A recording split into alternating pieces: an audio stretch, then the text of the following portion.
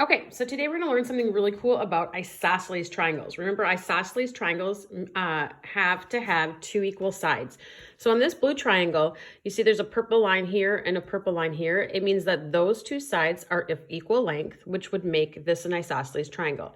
On the red triangle, same thing. There's one purple line here and one purple line here, and that means that we know that these two sides are of equal length, which also makes it an isosceles triangle. So I actually cut these out and they are actual isosceles triangles. But something we're going to learn today, which is really cool, is that if you have an isosceles triangle, the two angles that are bordering the equal sides, so these are both equal sides. So the two here, these two here, and in this case, here are the two equal sides. So it's the angles that border those two at the end, will have the same measure.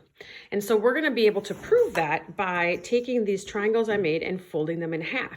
So when I fold them in half, this angle and this angle should be exactly the same size. So we should have it, this would have perfect symmetry when we fold that in half. So luckily I've already done that. So I can do this with one hand, even though it's not perfect because I'm doing it with one hand. But if you look at those angles, they are right on top of each other.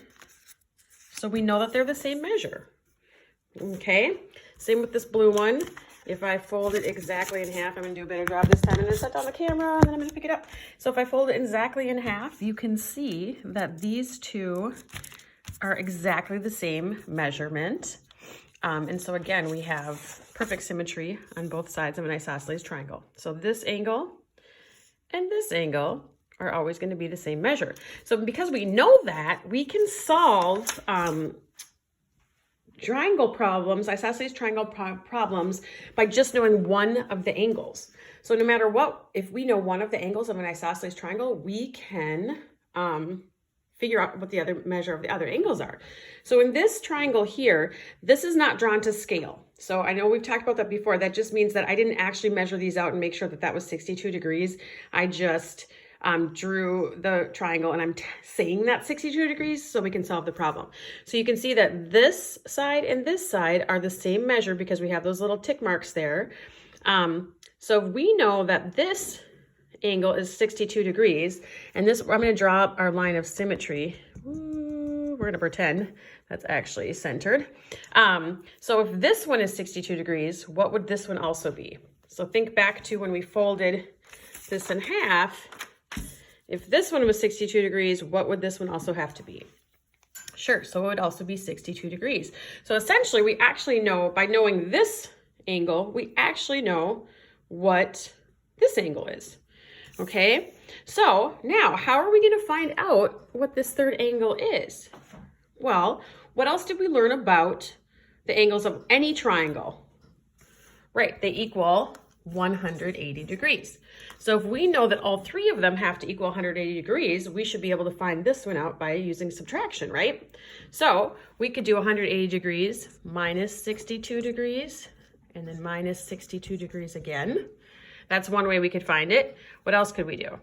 We could take 180 degrees and we could just multiply 62 times 2 and then subtract, right? So we would have 124. So we could do 180 minus 124 degrees. Either way, those would work. And so if I actually do 180 minus 124, we know we have 0 in the ones place, so we're going to regroup. Now we have 7 tens, and we put a 10 here. 10 ones minus 4 ones is 6 ones. 7 tens minus 2 tens is 5 tens, or 50. And so we know our answer would be 56 degrees. So this angle is 56 degrees. Pretty cool, huh? All right, so let's look at this one now down here. Unfortunately, I have to stand back a little bit further. This one, if we know that this side and this side are the same, they're equal, what are we going to do this time? So I'm going to draw that line of symmetry in.